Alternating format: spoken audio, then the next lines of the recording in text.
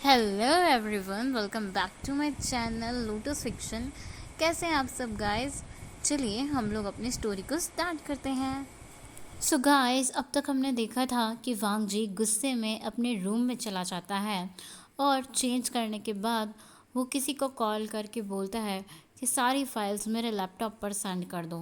मुझे कल सुबह ही एक मीटिंग अटेंड करनी है, तो मैं अभी उसे रीड कर लूँगा। और दूसरी तरफ कॉल पर की लड़की कहती है, ओके वांग जी, मैं अभी कर देती हूँ।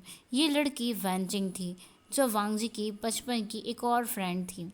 वांग जी के पास ये दो ही फीमेल फ्रेंड्स थी, जो बचपन से उसके साथ पढ़ती भी थी और अब उसके साथ काम भी कर। वैनजिंग वांग जी की सेक्रेटरी थी।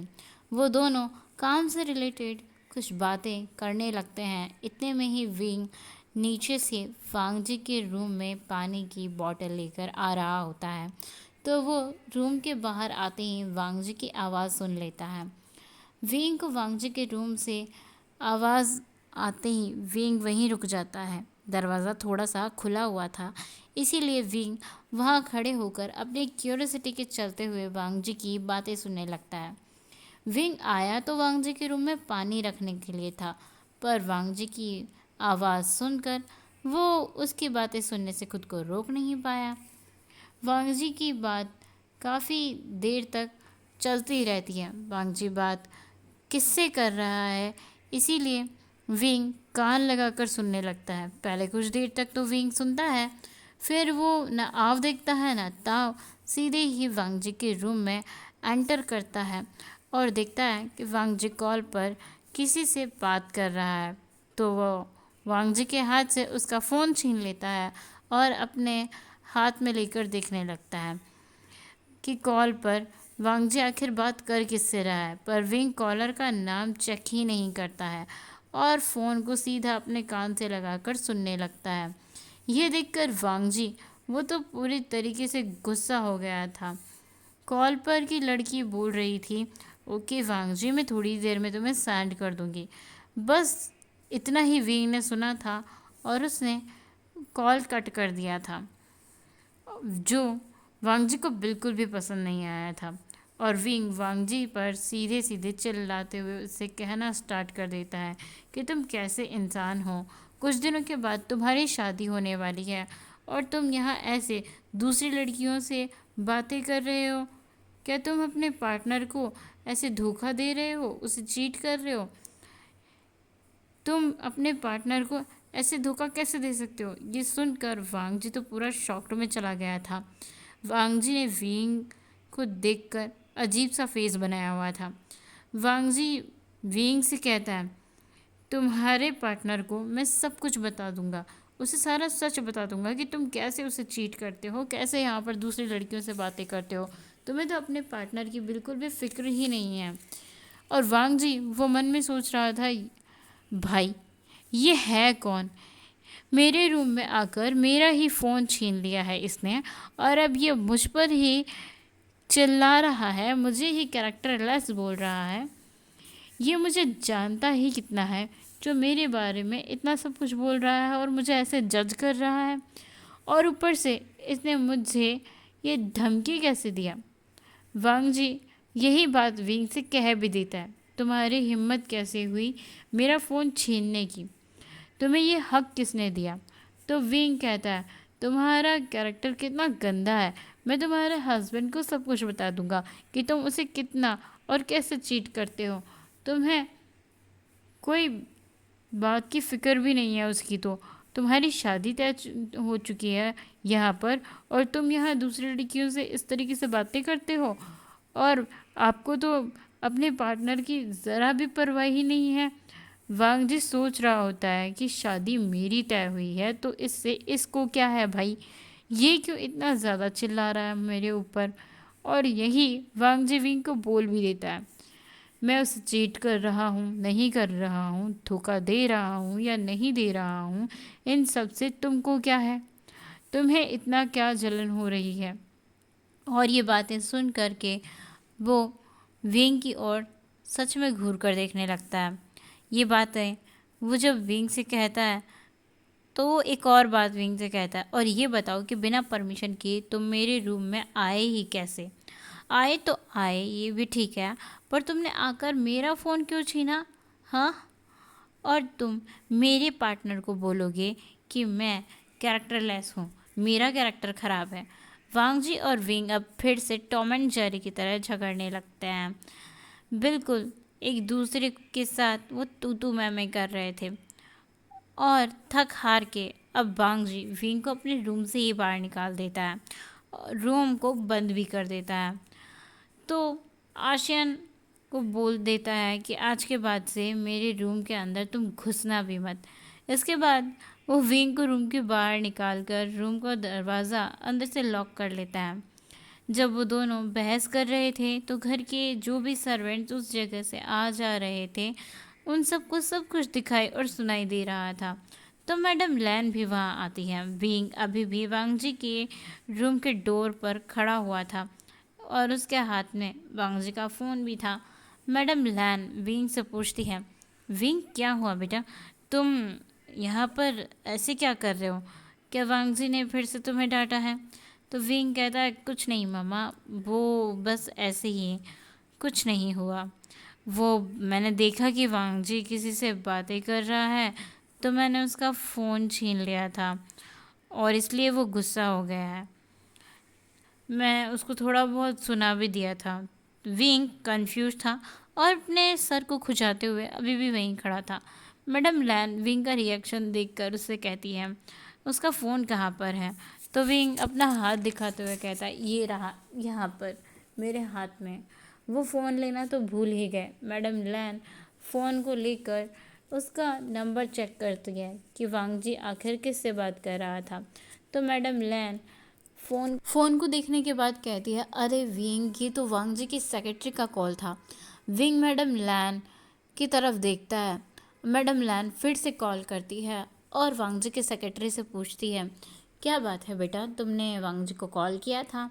तो वांग जी की सेक्रेटरी दूसरी तरफ से बताती है कि हाँ, मैंने कॉल किया था, बॉस की कल एक इम्पॉर्टेंट मीटिंग है और हम लोग उससे रिलेटेड वर्क कर रहे थे। विंग कहता है मैडम लैन से, हाँ सॉरी मामा, शायद मैं कुछ ज़्यादा ही रिएक्ट कर दिया है। मैडम लैन विंग से कहती है, कोई बात नहीं, होता है ऐसा, कभी कभी हो जाता है, वैसे भी तुम यहाँ आए इसीलिए हो ना। इसके बाद सब लोग अपने अपने रूम में चले जाते हैं। मैडम लैन और विंग दोनों भी अपने रूम में जाकर सो जाते हैं। वांग जी बेचारा, वो अभी तक यही सोच रहा था। आधी से ज़्यादा देर रात हो चुकी थी और वांग जी सो ही नहीं पा रहा था। उसके साथ में ये सब हो क्या रहा है? ये लड़का जब से इस घर में आया है तब से उसने वांग जी का जीना हराम करके रखा हुआ। वांग जी की पूरी सुख शांति उसने छीन ली है। आखिर ये लड़का है कौन? इसके साथ वांग जी की क्या ही दुश्मनी है जो ये लड़का उसे इतना ज़्यादा परेशान कर रहा है? ये उसे चाहता क्या है? वांग जी बहुत देर तक यही सब सोचता रहता है और करवटें बदलता रहता है, पर नींद का तो नामो निशान नहीं था। और दूसरी तरफ वांग जी को कुछ भी याद नहीं आ रहा था। उसने कभी भी आशियान को देखा नहीं था, उसका नाम भी नहीं सुना था और ना ही वो कभी आशियान से कहीं पर मिला था। तो फिर वो कौन से जन्म की दुश्मनी वांग जी से ऐसे निकाल रहा था? ये सब बातें सोचते वांग जी की सुबह के 3 बजे आंख लगती है और वांग जी सो जाता है। इतना सब सोचते सोचते वांग जी थक जो गया था, इसीलिए अब उसे नींद भी आ गई थी। नेक्स्ट मॉर्निंग वांग जी को जो मीटिंग अटेंड करनी थी ऑफिस में, वो मीटिंग उसकी मैडम लैन ने कैंसिल करवा दी थी, क्योंकि वांग जी कल कुछ अलग काम से बाहर जाने वाला था और वो आजकल देर रात को जागकर ऑफिस का काम किया करता था, जिसकी वजह से वो काफ़ी देर से सोता था और इसका उसकी हेल्थ पर भी गलत इम्पैक्ट पड़ रहा था। अब हमें नेक्स्ट मॉर्निंग का सीन दिखाया जाता है। नेक्स्ट मॉर्निंग सब लोग उठकर ब्रेकफास्ट कर चुके थे, पर वांग जी वो अभी तक भी सो रहा था क्योंकि उसे किसी ने नहीं उठाया था। तो वांग जी सुबह के 9 बजे तक सोता ही रहता है। अब फाइनली विंग वांग जी के रूम में एंटर करता है। विंग ही वांग जी को उठाने के लिए आया था और वो वांग जी को उठाता भी है। विंग ने वांग जी के रूम का लॉक ओपन करने के लिए मैडम लैन से उसके रूम की एक एक्स्ट्रा की ले ली थी, क्योंकि वांग जी ने रूम अंदर से लॉक कर लिया था और विंग को अंदर भी तो जाना था। वो अंदर कैसे जा पाएगा, इसीलिए विंग ने मैडम लैन से वो की ले ली थी और उसने रूम को ओपन करने के लिए उस की को यूज़ किया था। वांग जी तो अभी भी सो रहा था। वांग जी इतना थका हुआ था कि उसकी काफ़ी दिनों के बाद अच्छे से नींद कंप्लीट करने का टाइम मिला था। तो विंग उसके बेड के पास जाता है और उसके ब्लैंकेट को खींच लेता है जो वांग जी ओढ़कर सोया हुआ था। वांग जी वो तो अचानक से ऐसे किसी के बिहेव करने की वजह से सडनली उठ जाता है और उसे कुछ भी समझ नहीं आता। पहले पहले तो वो चारों तरफ देखने लगता है, फिर उसकी नज़र सामने पड़ती है। वो सोचता है कौन है यहाँ पर जिसने अभी उसकी नींद ख़राब कर दी। पर जैसे ही वांग जी की निगाहें सामने खड़े इंसान पर जाती है, उसे एक बार फिर से गुस्सा आ जाता है, क्योंकि उसके सामने विंग खड़ा हुआ था जिसके हाथ में वांग जी का ब्लैंकेट था और विंग का दूसरा हाथ उसकी कमर पर था। विंग अपनी कमर पर हाथ रख के खड़ा हुआ था। वांग जी बोलता है, तुम मेरे रूम में कैसे आए? दरवाज़ा तो अंदर से लॉक था। तो विंग वांग जी से कहता है, हाँ मुझे दरवाज़ा ओपन करना आता है, तो मैं रूम के अंदर आ गया। वैसे भी मुझे कपड़े धोने हैं, इसीलिए मैं अंदर आया हूँ। तो वांग जी भी कहता है, हाँ हाँ तो धो लो ना, मैंने क्या तुम्हें पकड़ कर रखा है या फिर मैंने तुम्हें मना किया है? विंग कहता है, नहीं नहीं, ऐसा कुछ नहीं है, बस आप कपड़ों के ऊपर सोए हुए हैं। मुझे ये सारी चीज़ें धोनी हैं, सिर्फ यही यही नहीं, मुझे और भी चीज़ें धोनी हैं। तो वांग जी विंग से कहता है, क्या सिर्फ यही रूम मिला है जो तुम यहाँ साफ़ सफाई करने के लिए आए हो आशियान? क्या तुम कहीं और जाकर साफ़ सफाई नहीं कर सकते हो? जब वांग जी आशियान से ये सब कहता है तो आशियान वांग जी को देखता है और फिर उससे कहता है, मेरी ब्लैंकेट तुम्हें धोने के लिए किसने कहा है? ये तो मैं खुद भी धो लूँगा। तुम जाओ ना, जाकर किसी और रूम में साफ़ सफाई करो, मुझे अपना ब्लैंकेट किसी से नहीं धुलवाना है। विंग वहाँ से जाता तो नहीं है, पर वो वांग जी को परेशान करना भी नहीं छोड़ता, बिल्कुल भी बंद नहीं करता। और वांग जी के रूम में जितने सारे वांग जी के कपड़े पड़े हुए थे, वो उन सब कपड़ों को इकट्ठा करता है। एक एक करके वांग जी का कोट, पैंट, शर्ट, जो भी उसके ऑफिस के क्लोथ्स थे, वो सब कुछ उठा लेता है, जो कि गंदे कपड़े थे। वैसे वांग जी के कपड़े ज़रा गंदे तो नहीं होते थे, पर फिर भी वांग जी के कपड़े डेली वॉश होते थे, इसीलिए विंग उन सबको कलेक्ट करता है। वांग जी अभी भी बेड के ऊपर बैठा हुआ था। विंग बेडशीट खींचने जाता है, बेडशीट के बाद पिलो कवर भी खींच लेता है और उसके साथ में ही विंग अब वांग जी का पायजामा भी खींच लेता है और सीधे वांग जी का पायजामा लेकर वो वॉशरूम में चला जाता है कपड़े धोने के लिए। वांग जी पूरी तरीके से सदमे में चला गया था। उसने कभी सोचा भी नहीं था कि ये सब भी उसके साथ किसी दिन हो जाएगा। वांग जी को इतना ज़ोर से झटका लगा था कि बेचारा ना कुछ बोल पा रहा था, ना ही हजम कर पा रहा था। वांग जी बस देखता रह गया कि ये क्या हुआ, इसने किसकी परमिशन लेकर ऐसा किया। वांग जी का पायजामा बिना उसकी परमिशन के उतार भी दिया और आशियन वो तो बिल्कुल भी इस चीज़ पर ज़रा सा भी रिएक्ट नहीं करता और हद हद तो उसने सारी पार कर दी थी। वांग जी का गुस्सा तो विंग तो वहाँ से बड़े आसानी से चला जाता है वांग जी के सारे क्लोथ्स उसके बाथरूम में वॉश करने के लिए। वांग जी अपने सारे क्लोथ्स खुद से ही वॉश करता था, इसके लिए उसके रूम में बाथरूम में वॉशिंग मशीन लगा हुआ था। तो विंग सारे क्लोथ्स वॉशिंग मशीन में डालता है और उन्हें धोने लगता है। वांग जी उठता है और किसी दूसरे रूम में जाकर शावर लेकर रेडी होकर अपने रूम में आता है। तब तक विंग ने भी वांग जी के क्लोथ्स को वॉश कर दिया था और वांग जी का रूम क्लीन भी कर दिया था। विंग जब वहाँ से निकलने लगता है तो वांग जी उसे रुकने के लिए कहता है और उसे रोकते हुए कहता है, रुक जाओ यहीं पर। वांग जी विंग को रोक लेता है और विंग रुक भी जाता है। वांग जी विंग से कहता है, यहीं रुको, और उसके बाद वांग जी अपने वार्डरोब में चला जाता है क्लोथ्स चेंज करने के लिए, क्योंकि वो बाथरूम से सिर्फ बाथरोब ही पहन कर निकला था। वांग जी जाकर अच्छे से रेडी होकर आता है। इसमें वांगजी को 15 मिनट लग जाते हैं और तब तक विंग वांगजी का वहीं पर इंतज़ार करते रहता है। वांगजी जब बाहर आता है तो वो विंग से ठीक ठाक वॉइस में पूछता है, तुम ये बताओ कि आखिर तुम किस जन्म की दुश्मनी मेरे साथ निकाल रहे हो? मैंने तुम्हारा ऐसा क्या बिगाड़ा है कि तुम मुझे इस तरीके से परेशान और टॉर्चर करते रहते हो? तो वांगजी जब ये सब कहता है, विंग को कुछ भी समझ में नहीं आता है। विंग बहुत कंफ्यूज होकर के वहाँ पे खड़ा हुआ होता है। विंग वांगजी से कहता है, ये सब आप क्या कह रहे हैं? मैं भला क्यों आपको टॉर्चर करूँगा और आपको इस तरीके से ट्रीट करूँगा? मैं तो बस अपना काम अच्छे से कर रहा हूँ, मेरी आपसे कोई दुश्मनी नहीं है। और वैसे भी जो काम मैं कर रहा हूँ उसके लिए तो आपको मुझे थैंक यू कहना चाहिए, और थैंक यू नहीं कहना है तो कम से कम इतना रूड होकर बात तो मत कीजिए मेरे साथ में। अब विंग तो ये सब कुछ बोलकर वहाँ से चला जाता है, मगर वांगजी अभी फिर से सोच में डूब जाता है। वो फिर से सोचने लगता है कि उसने कभी आशियान को या उसकी फैमिली को गलती से हर्ट किया है, लेकिन वांगजी को कुछ भी याद नहीं आता। याद आएगा भी कैसे? वांगजी ने तो कभी ऐसा कुछ किया ही नहीं था।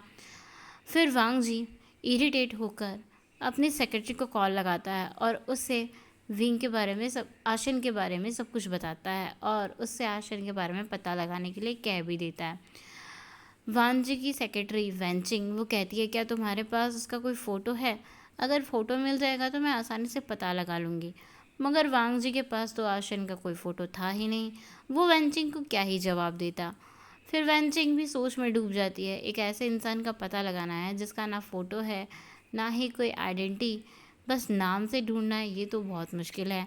वेंचिंग एक आशियान नाम के इंसान को जानती भी थी, पर वो आशियन किसी के घर में सर्वेंट बनकर जॉब बिल्कुल भी नहीं करेगा, क्योंकि वो इतना रिच है कि उसके पीछे सारा दिन बहुत सारे सर्वेंट्स घूमते रहते हैं। तो फिर ये कौन सा आशियन है जो वांगजी के घर में है और उसे इतना ज़्यादा परेशान कर रहा है? वेंचिंग भी बहुत ज़्यादा परेशान हो जाती है, पर उसे अपने बॉस का दिया हुआ ऑर्डर तो फॉलो करना ही था। तो वेंचिंग पूरा दिन बहुत सारे आशियन नाम के लोगों के बारे में सर्च करती है, पर जैसा वांगजी ने बताया था वैसा उसे कोई भी नहीं मिला था। वांगजी अपने रूम से बाहर ही नहीं जाता है। वो अपने रूम में ही वेंचिंग के दोबारा से कॉल आने का इंतज़ार करता रहता है। वेंचिंग बहुत देर तक सर्च करती है। एक तो वांगजी ने उसे कोई फ़ोटो नहीं दिया था, और जिस आशियन को वो जानती थी वो सर्वेंट का जॉब करेगा बिल्कुल भी नहीं। वेंचिंग बहुत देर तक सर्च करती है पर उसे कुछ भी नहीं मिलता। 2 घंटों के बाद वेंचिंग वांगजी को कॉल करके सब कुछ बताती है कि उसे इस आशियन के बारे में कुछ पता नहीं चल रहा, और जिस आशियन को वो जानती है वो किसी के घर में सर्वेंट का जॉब बिल्कुल भी नहीं करेगा। हे गाइस, आज के लिए बस इतना ही। हम मिलेंगे नेक्स्ट पार्ट में। तब तक के लिए आपको वीडियो कैसा लगा प्लीज़ कमेंट करके ज़रूर बताना। Thank you for watching. Bye bye.